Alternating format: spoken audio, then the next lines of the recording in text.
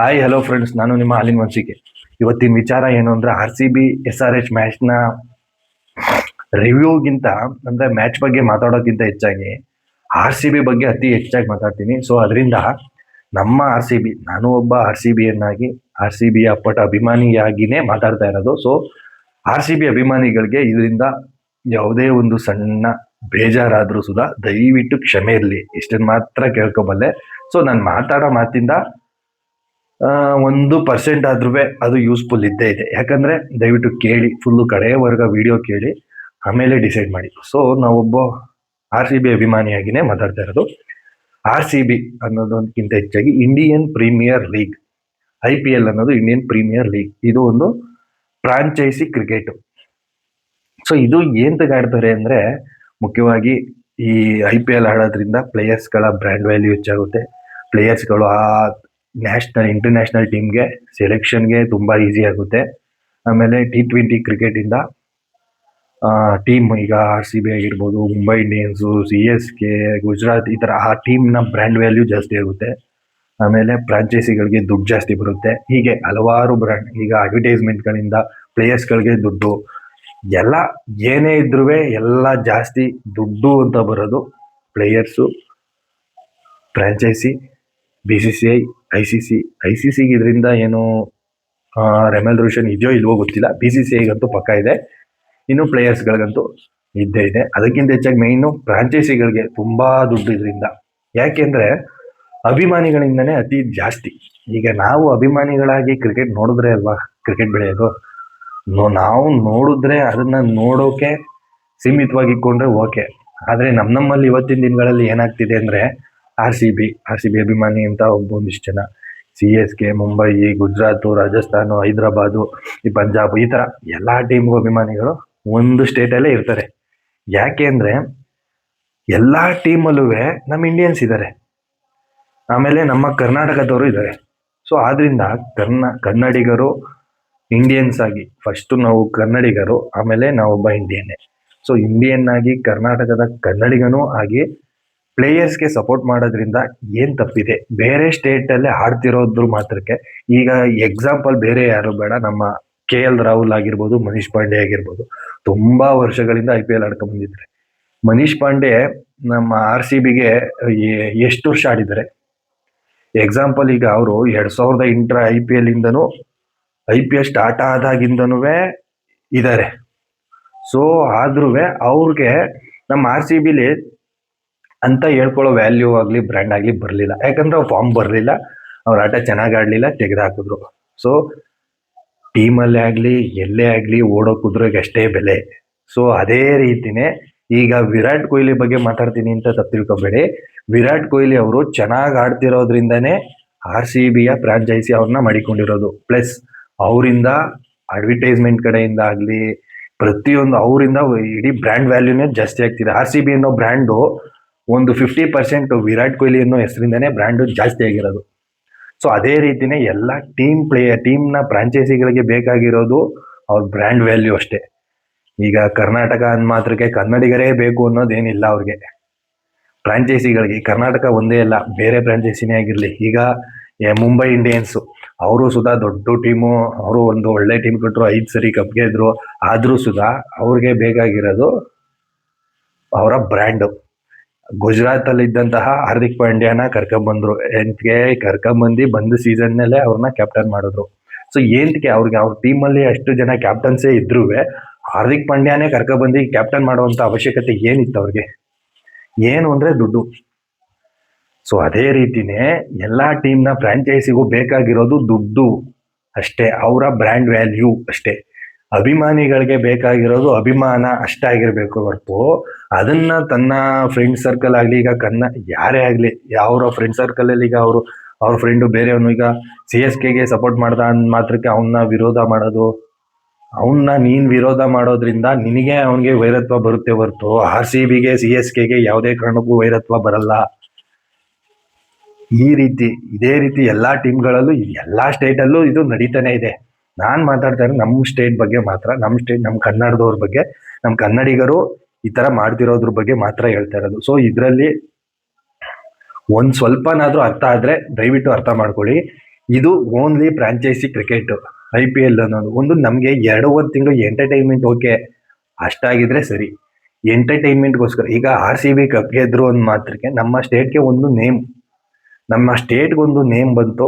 RCB 18 ವರ್ಷದಿಂದ cup ಗೆದ್ದಿರಲಿಲ್ಲ, 18ನೇ ವರ್ಷದಲ್ಲಿ cup ಗೆದ್ರು ಅನ್ನೋದೊಂದು ನೇಮ್ ಬಂತು ಅಷ್ಟೇ ಹೊರತು ಅದರಿಂದ ಆ ಕನ್ನಡಿಗರಿಗೆ ಕ್ರಿಕೆಟ್ ಅತಿಯಾಗಿ ನೋಡೋರ್ಗೆ ಆಗ್ಲಿ, ಅದಕ್ಕೆ ಸಪೋರ್ಟ್ ಮಾಡೋರ್ಗೆ ಆಗ್ಲಿ ಏನಾದ್ರು ಅದರಿಂದ ₹1 ಲಾಭ ಬಂತ, ₹1 ಏನಾದ್ರು ಕೊಟ್ರ, ಅದರಿಂದ ನಾವು ದುಡ್ಡು ಎಕ್ಸ್ಪೆಕ್ಟ್ ಮಾಡ್ತಾ ಇದೀವಿ ಅನ್ನೋದು ಒಂದು ಕಾರಣ ಅಲ್ಲ. ಅಂದ್ರೆ ಇದರಿಂದ ಈಗ IPL ಅನ್ನೋದು ನಮ್ಗೆ ಎಂಟರ್ಟೈನ್ಮೆಂಟೇ ಹೊರತು ಅವ್ರಿಗೆ ಅದು ದುಡ್ಡು.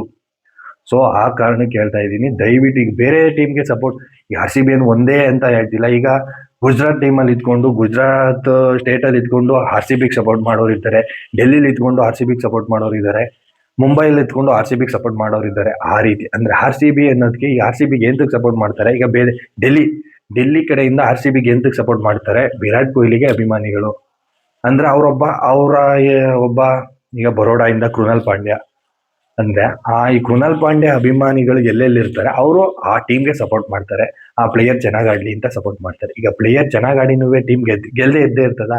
ಎಕ್ಸಾಂಪಲ್ ಎಲ್ಲೋ 1-2 ಮ್ಯಾಚು ಪ್ಲೇಯರ್ ತುಂಬಾ ಚೆನ್ನಾಗಿ ಆಡಿದ್ರು ಸೋಲ್ಬೋದೇ ಹೊರತು ಪ್ಲೇಯರ್ ಚೆನ್ನಾಗಿ ಆಡಿದ್ರೆ ಗೆಲ್ಬೇಕಲ್ವಾ. ಅದೇ ರೀತಿ ಟೀಮ್ ವೈಸೇ ಹೋದ್ರು ಈಗ ರೋಹಿತ್ ಶರ್ಮಾ ಅಭಿಮಾನಿಗಳು, MS ಧೋನಿ ಅಭಿಮಾನಿಗಳು ನಮ್ಮ ಕರ್ನಾಟಕದಲ್ಲಿ ತುಂಬಾ ಜನ ಇದ್ದಾರೆ. ಅವ್ರು ಏಂತಕ್ಕೆ ಬೇರೆ ಟೀಮ್ಗೆ ಸಪೋರ್ಟ್ ಮಾಡಬಾರ್ದು? ಕರ್ನಾಟಕದಲ್ಲೇ ಇಟ್ಕೊಂಡು ಕರ್ನಾಟಕ ಟೀಮ್ ಆಯ್ತು, ಕರ್ನಾಟಕ ಟೀಮ್ಗೆ ಸಪೋರ್ಟ್ ಮಾಡೋಣ, ನಮ್ಮ RCBಗೆ ಸಪೋರ್ಟ್ ಮಾಡೋಣ. RCBಯಲ್ಲಿ ಕನ್ನಡಿಗರು ಎಷ್ಟು ಜನ?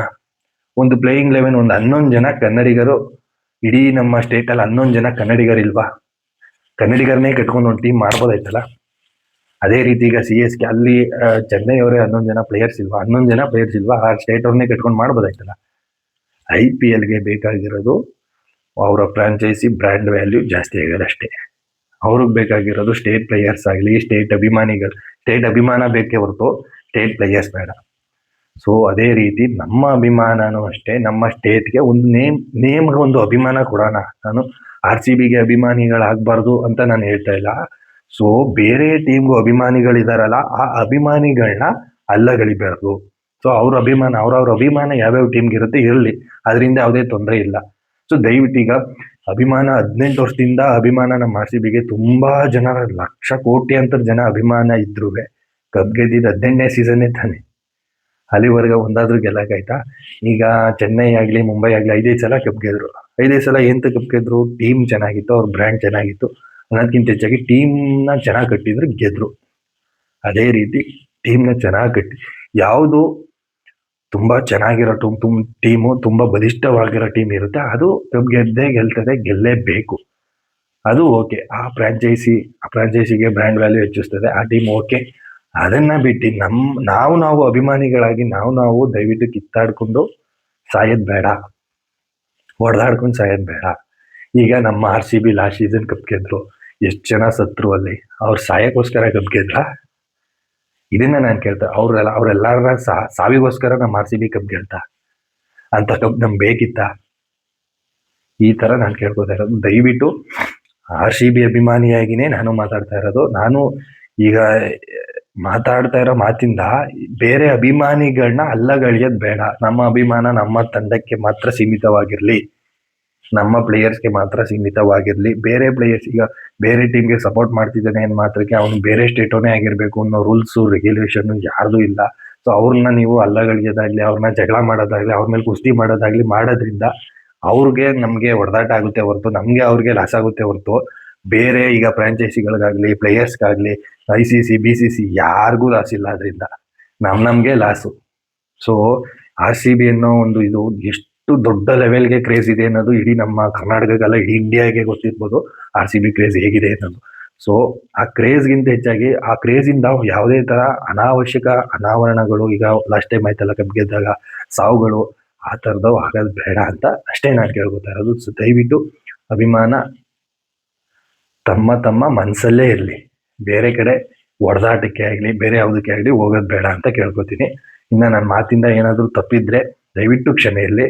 ನಾನು ಯಾವುದೇ ಥರ ಬೇರೆ ಟೀಮ್ನ ಪರ ವಹಿಸ್ಕೊಂಡು ಮಾತಾಡ್ತಾ ಇಲ್ಲ, ಆ್ಯಂಡ್ RCB ಪರ ವಹಿಸ್ಕೊಂಡು ಸುಧಾ ನಾನು ಮಾತಾಡ್ತಾ ಇಲ್ಲ. ನಾನು ಮಾತಾಡ್ತಾ ಇರೋ ಕನ್ನಡಿಗರ ಪರ.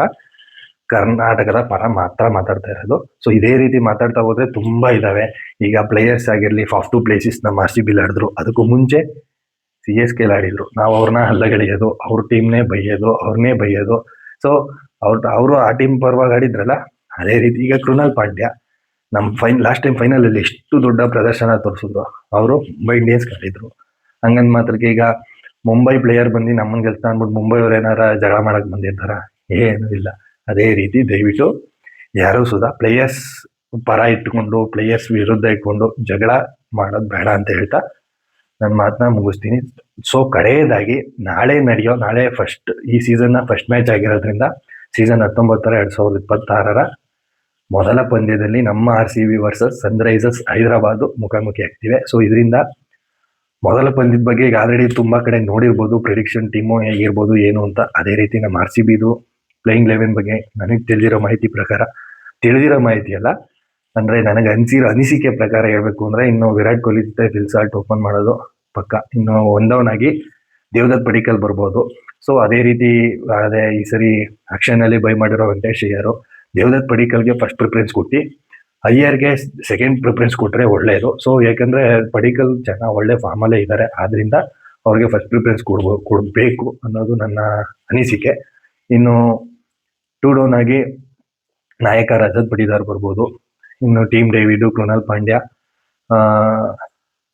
ರುತರ್ಫುಡ್ ಇವರು ಮಧ್ಯಮ ಕ್ರಮಾಂಕದ ಬ್ಯಾಟ್ಸ್ಮನ್ಗಳು. ಇನ್ನು ಬೌಲಿಂಗ್ ವಿಚಾರಕ್ಕೆ ಬಂದ್ರೆ ಈ ಸರಿ ಬೌಲಿಂಗ್ ಸ್ವಲ್ಪ ವೀಕ್ ಆಗ್ತಿದೆ. ಯಾಕಂದ್ರೆ ಇಂಜುರಿ ಪ್ರಾಬ್ಲಮ್, ಜೋಸ್ ಹಜಲ್ವುಡ್ ಈ ತರ ಇಂಜುರಿ ಪ್ರಾಬ್ಲಮ್ ಆಗಿರೋದ್ರಿಂದ ಸ್ವಲ್ಪ ವೀಕ್ ಇದೆ. ಆದ್ರೂ ಭುವನೇಶ್ವರ್ ಕುಮಾರ್ ಇದ್ದಾರೆ, ಸುಯಾಶ್ ಶರ್ಮಾ ಇದೆ, ಜೋಕಬ್ ಡಫಿ ಇವರು ಬೌಲಿಂಗ್ ನ ಸ್ಟ್ರೆಂತ್ ಅಂತಾನೆ ಹೇಳ್ಬೋದು. ಇವ್ರು ಈ ಟೀಮ್ ಆಡಬಹುದು ಅನ್ನೋದು ಮಾಹಿತಿ. ಸೊ ನನ್ನ ಟಾಸ್ ಆದ್ಮೇಲೆನೆ ಒಂದು ಟೀಮ್ ನ ಪ್ಲೇಯಿಂಗ್ 11 ಇದು ಇಂಪ್ಯಾಕ್ಟ್ ಪ್ಲೇಯರ್ ಯಾರ್ಯಾರು ಅಂತ ಟಾಸ್ ಆದ್ಮೇಲೆನೆ ಗೊತ್ತಾಗೋದು. ಸೊ ಆದ್ರಿಂದ ನಾವು ಸ್ವಲ್ಪ ಮಟ್ಟಿಗೆ ನಮ್ಮ ಅನಿಸಿಕೆ ಪ್ರಕಾರ ತುಂಬಾ ಜನ ಇದನ್ನೆಲ್ಲ ಪ್ರೆಡಿಕ್ಷನ್ ಮಾಡಿದ್ದಾರೆ, ಅದೇ ರೀತಿ ಸ್ವಲ್ಪ ಮಾಡ್ತಾ ಇರೋದು. ಇದರಲ್ಲಿ ಏನು ಚೇಂಜಸ್ ಏನಿಲ್ಲ. ಇನ್ನು SRH ಬಗ್ಗೆ ನೋಡೋದಾದ್ರೆ ಓಪನಿಂಗು ಹಿಂದಿನಂತೆ Travis Head, Abhishek Sharma, one down Ishan Kishan, Pat Cummins ಸ್ವಲ್ಪ ಅನ್ಅವೈಲಬಲ್ ಆಗಿರೋದ್ರಿಂದ ಇಶಾನ್ ಕಿಶನ್ ಕ್ಯಾಪ್ಟನ್ಸಿ ಮಾಡ್ತಿರೋದು. ಸೊ ಇನ್ನು ಲಿಯಾಮ್ ಲಿವಿಂಗ್ಸ್ಟನ್, ಇನ್ನು ಅನಿಕೇತ್ ವರ್ಮಾ ಮಧ್ಯಮ ಕ್ರಮಾಂಕ. ಇನ್ನು ಬೌಲಿಂಗ್ ವಿಭಾಗ ಬಂದ್ರೆ ಇವ್ರದ್ದು ಸ್ವಲ್ಪ ಡಲ್ಲೇ ಬೌಲಿಂಗು. ಜಯದೇವ್ ಉನದ್ಕತ್ ಮೇನ್ ಬೌಲರ್ ಆಗಿ ಬಂದಿದ್ದಾರೆ. ಸೊ ಇವ್ರಿಗೆ ಜಯದೇವ್ ಉನದ್ಕತ್ ಬಿಟ್ರೆ ಬೇರೆ ಯಾರು ಅಂತ ಹೇಳ್ಕೊಳ್ಳುವಂತ ಬೌಲರ್ಸ್ ಇಲ್ಲ ಅನ್ನೋದು ನನ್ನ ಅಭಿಪ್ರಾಯ. ಸೊ ನೋಡೋಣ ಟಾಸ್ ಆದ್ಮೇಲೆ ಯಾರ್ಯಾರು ಬರ್ತಾರೆ, ಏನೇನಾಗುತ್ತೆ ಅನ್ನೋದನ್ನ ಟಾಸ್ ಆದ್ಮೇಲೆ ನೋಡ್ತೀವಿ. ಸೊ ನನ್ನ ಮಾತಿಂದ ಆಗ್ಲಿ, ನನ್ನ ಪ್ರಿಡಿಕ್ಷನ್ ಇಂದ ಆಗ್ಲಿ, ನನ್ನ ಅನಿಸಿಕೆಯಿಂದ ಆಗ್ಲಿ, ನನ್ನ ಹೇಳಿಕೆಯಿಂದ ಆಗ್ಲಿ ದಯವಿಟ್ಟು ಕ್ಷಮೆ. ತಪ್ಪು ಮಾತಾಡಿದ್ರೆ ಕ್ಷಮೆ ಇರಲಿ ಅಂತ ಹೇಳ್ತಾ ನನ್ನ ಮಾತನ್ನ ಇಲ್ಲಿಗೆ ಮುಗಿಸ್ತೀನಿ. ನಮಸ್ಕಾರ.